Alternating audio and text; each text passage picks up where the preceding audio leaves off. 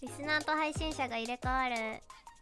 それ誰かどう？ネタ提案するわ。リスナーと配信者が入れ替わっちゃったみたいな。めっちゃよくない？いつもファンでリスナーで本当に常連で見てたリスナーがある日突然推しに入れ替わって、でも配信しないとみんな心配するから配信するっていう。でどういう配信かはいつも見てて知ってるからなんとなく続ける。でそれを見て本物の推しはなんかアカウント見たら、いつも来てくれる人リスナーみたいになって入れ替わる。面白そう。やだよ。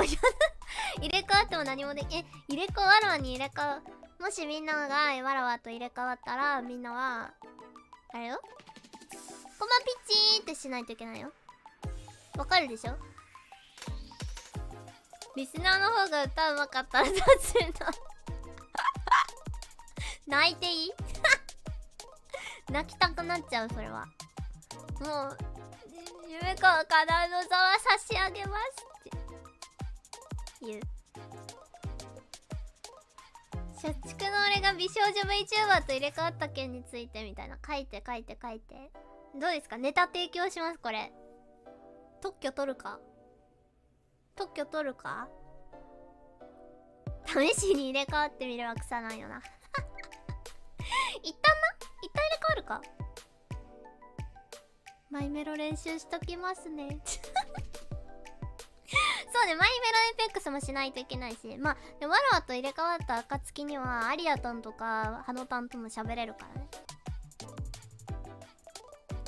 そう、わらじよーっとはにゃって言わなきゃいけない。USC ってあれ？キャットファイトのこと？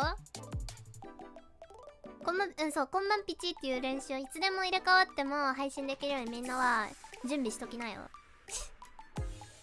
かなおちゃんと入れ替わった。配信しなきゃって配信しなきゃ。どうしよう、入れ替わってわらわより配信頻度多かったら。あれ？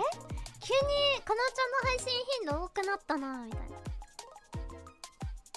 めっちゃ配信うまかったらどうしよう。悲しくなっちゃう。